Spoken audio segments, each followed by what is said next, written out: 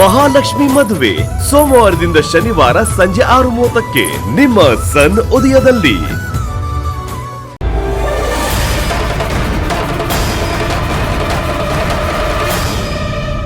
ಮನೆಗ್ ಹೋಗಿರೋ ಕಳ್ಬೇಕು ಇಷ್ಟು ಬೇಗ ಸಿಕ್ಕಾಕೊಳ್ಳುತ್ತೆ ಅಂತ ನನಗೆ ಗೊತ್ತೇ ಇರ್ಲಿಲ್ಲ.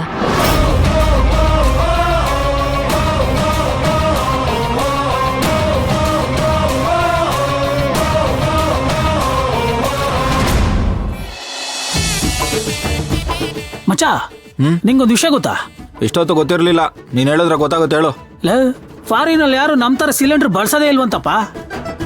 ನಲ್ಲಿ ನೀರ್ ಬರುತ್ತಾರ, ಅವ್ರ ಮನೆ ಪೈಪಲ್ಲಿ ಗ್ಯಾಸ್ ಬರುತ್ತಂತೆ. ಇವೆಲ್ಲ ನಿನಗ್ಯಾರ ಹೇಳಿದ್ದು? ಯೂಟ್ಯೂಬ್ ಅಲ್ಲಿ ಎಂತೆಂತ ವಿಡಿಯೋ ನೋಡಿಲ್ಲ ನಾನು. ನನ್ಗಿರೋ ಟ್ಯಾಲೆಂಟ್ಗೆ ಫಾರಿನಲ್ಲೇ ಹುಟ್ಟಿ ಫಾರಿನಲ್ಲೇ ಬೆಳಿಬೇಕಾಗಿತ್ತು. ಅದೃಷ್ಟ ಕಲಾಯಿಸ್ಬಿಟ್ಟು ಇಲ್ಲಿ ಕೊಳಿತಾ ಇದೀನಿ ಅಷ್ಟೇ. ಅಯ್ಯ ನನ್ನ ಮಗ, ನಮ್ ದೇಶದಲ್ಲಿ ಹುಟ್ಟಕ್ ನೀನ್ ಎಷ್ಟು ಪುಣ್ಯ ಮಾಡಿದ್ಯೋ. ನೀನಂತ ನಮ್ ದೇಶದಲ್ಲಿ ಇರೋದಕ್ಕೆ ನಮ್ ದೇಶ ಅಷ್ಟೇ ಪಾಪ ಮಾಡಿದೆ. ಸುಮ್ನಿರಲ್ಲ, ಏನ್ ಪಾಪನ ಪುಣ್ಯನ. ಅದ್ಯಾವ್ದೋ ದೇಶದಲ್ಲಿ ಯುದ್ಧ ನಡೀತಾ ಇರೋದಕ್ಕೆ ಹೋಟ್ಲಕ್ ಸಿಲಿಂಡರ್ ಇಲ್ದೆ ಹೆಂಗ್ ಪರದಾಡ್ತಾ ಇದೀವಿ, ನೆನ್ಪಿದೆ ತಾನೇ? ನಾವು ಬರೀ ಸಿಲಿಂಡರ್ ತಗೊಳಕ್ ಎಷ್ಟು ಕಷ್ಟ ಪಡ್ತಾ ಇದೀವಿ.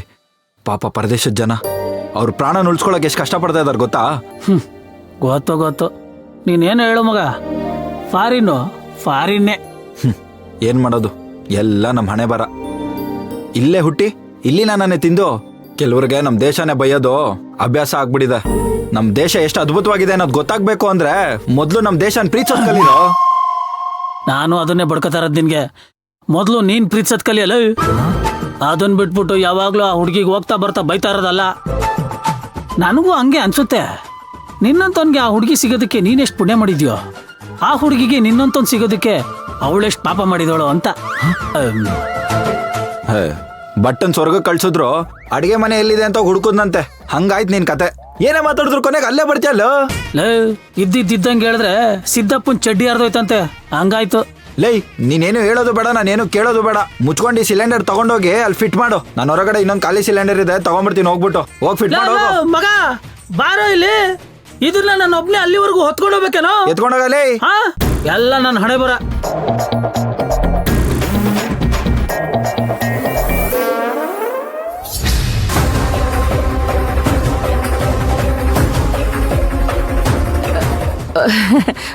ವಂಶಿ, ಈಗ ನೀನೇನೋ ಹೇಳ್ದಾಗಿತ್ತು, ಸರಿಯಾಗಿ ಕೇಳಿಸ್ಲಿಲ್ಲ.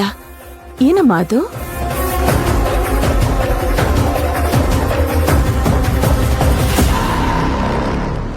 ನಾನದನ್ನ ಹೇಳ್ತೀನಿ.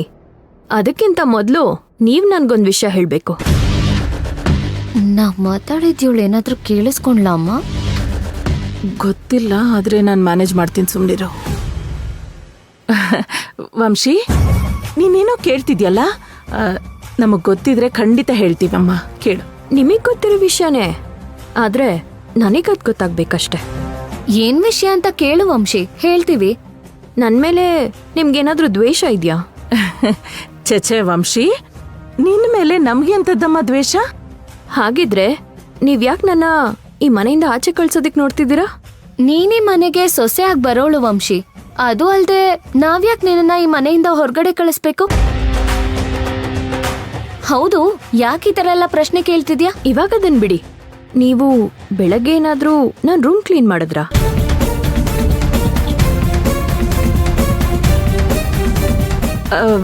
ಇಲ್ವಲ್ಲಮ್ಮ ವಂಶಿ. ಯಾಕೆ, ಕಸ ಏನಾದ್ರೂ ಬಿದ್ದಿದ್ಯಾ? ವಂಶಿ, ಈ ವಿಷಯನ ನಮ್ಮ ಅತ್ತಿಗೆಗೆ ಹೇಳ್ಬೇಡಮ್ಮ. ಸುಮ್ನೆ ನನ್ ಮೇಲೆ ರೇಗಾಡ್ತಾಳೆ. ಹಾಗಿದ್ರೆ ನೀವು ಬೆಳಗ್ಗೆ ನನ್ ರೂಮ್ ಕ್ಲೀನ್ ಮಾಡಕ್ಕಂತೂ ಬಂದಿಲ್ಲ ಅಂತ ಆಯ್ತು. ಬಂದಿಲ್ಲ. ಮತ್ತ್ಯಾಕ್ ನನ್ ರೂಮ್ ಹತ್ರ ಬಂದಿದ್ರಿ? ಅಯ್ಯಯ್ಯೋ, ಇವಳು ನನ್ ಬುಡಕ್ಕೆ ಬರ್ತಿದ್ದಾಳೆ. ಬೆಳಗ್ಗೆ ಆಗಿದ್ದನ್ ಇವಳೇನಾದ್ರೂ ನೋಡಿದಾಳ? ಓ, ಬೆಳಗ್ಗೆನಾ? ಅದು ಅಮ್ಮ ಕಾಫಿ ಕೊಡೋದಕ್ಕೋಸ್ಕರ ನಿಮ್ ರೂಮ್ ಹತ್ರ ಬಂದಿದ್ರು. ಆವಾಗ ನೆಕ್ಲೆಸ್ ಇನ್ನ ಕಳ್ದ್ ಹೋಗಿರ್ಲಿಲ್ಲ. ಇದೇನ್ ವಂಶಿ, ಇಷ್ಟು ದಿನ ಈ ಮನೆಯವರೆಲ್ಲ ಸುಮ್ನೆ ನಮ್ ಮೇಲೆ ಗೂಬೆ ಕೂರಿಸ್ತಿದ್ರು. ಇವಾಗ ನೀನು ನಮ್ ಮೇಲೆ ಸುಮ್ನೆ ಅನುಮಾನ ಪಡ್ತಿದ್ಯಾ? ಅಯ್ಯೋ ಮಾಯಾ ಅಕ್ಕ, ನಾನ್ ಯಾವಾಗ ನೆಕ್ಲೆಸ್ ಕಳ್ದಿರೋದಿಕ್ಕೆ ಕೇಳ್ತಿದ್ದೀನಿ ಅಂತಂದೆ? ಕುಂಬಳಕಾಯಿ ಕಳ್ಳ ಅಂದ್ರೆ ಹೆಗಲು ಮುಟ್ಕೊಂಡ್ ನೋಡಿದ್ರಂತೆ. ಹಾಗಾಯ್ತು ನಿಮ್ಮಿಬ್ರ ಕತೆ.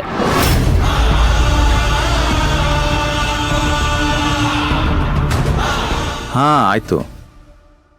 ಹಾಂ, ನನಗೆ ಒಂಚೂರು ಮೂಡ್ ಸರಿ ಇಲ್ಲ, ಆಮೇಲೆ ಮಾತಾಡೋಣ. ಸರಿ, ನಾನು ನಿಮಗೆ ಮತ್ತೆ ಮಾಡ್ತೀನಿ. ಹಾಂ.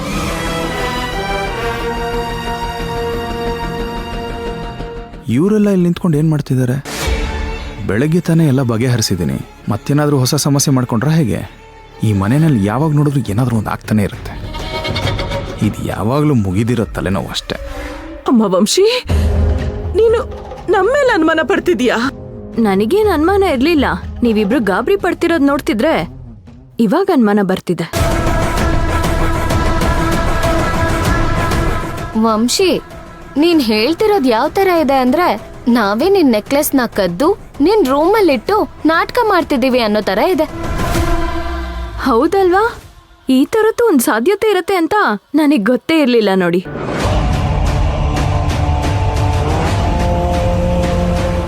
ಈ ತರ ಕಿತಾಪತಿ ಮಾಡೋದ್ರಲ್ಲೆಲ್ಲ ನಿಮಗ್ ಒಳ್ಳೆ ಎಕ್ಸ್ಪೀರಿಯನ್ಸ್ ಇದೆ ಅನ್ಸುತ್ತೆ. ಏನೇ ಹೇಳಿ ಮಾಯಕ್ಕ, ನಿಮಗ್ ಒಳ್ಳೆ ಕ್ರಿಮಿನಲ್ ಮೈಂಡ್ ಇದೆ.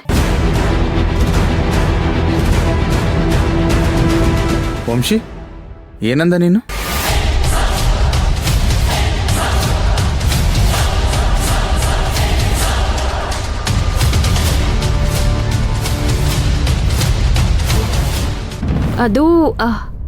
ಅದು ಏನಿಲ್ಲ ಬಾವಾ, ಸುಮ್ನೆ ಮಾತಾಡ್ಕೊಂಡು ನಿಂತಿದ್ವಿ ಅಷ್ಟೇ. ಹೀಗೆ ಮತ್ತೊಬ್ಬರ ಮೇಲೆ ಆಪಾದನೆ ಮಾಡೋದು ನಿನಗೆ ಸುಮ್ಮನೆ ಮಾತಾಡೋ ಥರನಾ? ಅದು ಬೆಳಗ್ಗೆ ನೆಕ್ಲೆಸ್ ಕಳ್ದೋಗಿತ್ತಲ್ವಾ? ಬೆಳಗ್ಗೆ ನಡೆದ ವಿಷಯ ಎಲ್ಲ ಮನೆ ಒಳಗಡೆನೆ ಮುಗೀತು ತಾನೆ. ನಿನ್ನ ನೆಕ್ಲೆಸ್ ನಿನಗೆ ವಾಪಸ್ ಸಿಕ್ಕಿದ ಮೇಲೆ ಮತ್ತ್ಯಾಕೆ ಅದ್ರ ಬಗ್ಗೆ ಮಾತಾಡ್ತಾ ಇದೆಯಾ? ಇಷ್ಟು ದಿನ ಈ ಮನೆಯವರೆಲ್ಲ ನಮ್ಮ ಮೇಲೆ ಅನುಮಾನ ಪಡ್ತಿದ್ರು. ಈಗ ನೆನ್ನೆ ಮೊನ್ನೆ ಬಂದಿರೋ ವಂಶಿ ಕೂಡ ನಾವ್ ನೆಕ್ಲೆಸ್ ನ ಕದ್ದಿದೀವಿ ಅನ್ನೋ ತರ ಒಕ್ಟೊಕ್ಟಾಗಿ ಮಾತಾಡ್ತಿದ್ದಾರೆ. ಹೌದು ಅಳಿಯಂದ್ರೆ. ಅಲ್ಲ, ನಾವ್ ಏನ್ ತಪ್ಪು ಮಾಡಿದೀವಿ ಅಂತ ಮನೆಯವರೆಲ್ಲ ಹೀಗ್ ನಮ್ಮೇಲೆ ಗೂಬೆ ಕೂರಿಸ್ತಿದ್ದಾರೆ? ನನಗಂತೂ ಅರ್ಥನೇ ಆಗ್ತಾ ಇಲ್ಲ. ನೋಡು ವಂಶಿ, ನೀನು ನಾಳೆ ಈ ಮನೆಗೆ ಸೊಸೆಯಾಗಿ ಬರಬೇಕಾಗಿರೋಳು. ಈ ಥರದ ಗುಣ ನಮ್ಮ ಮನೇಲಿ ಸರಿ ಹೋಗಲ್ಲ. ನಾವೆಲ್ಲ ಸಂಬಂಧಗಳಿಗೆ ಬೆಲೆ ಕೊಡೋ ಜನ.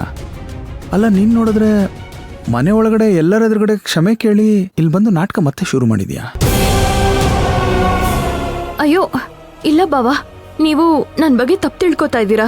ನಿನ್ನ ಮನಸ್ಸಲ್ಲಿ ಏನಿದೆಯೋ ನನಗೆ ಗೊತ್ತಿಲ್ಲ ವಂಶಿ. ಆದರೆ ಈ ಥರ ಒಬ್ಬರ ಮೇಲೆ ಮತ್ತೊಬ್ಬರು ಅನುಮಾನ ಪಡ್ತಾ ಹೋದರೆ ಒಂದು ಕುಟುಂಬದಲ್ಲಿ ಬಿರುಕು ಬಿಡ್ತಾ ಹೋಗುತ್ತೆ. ಅಂಥವರು ನಮ್ಮ ಮನೆ ಸೊಸೆ ಆಗೋಕ್ಕಾಗಲ್ಲ.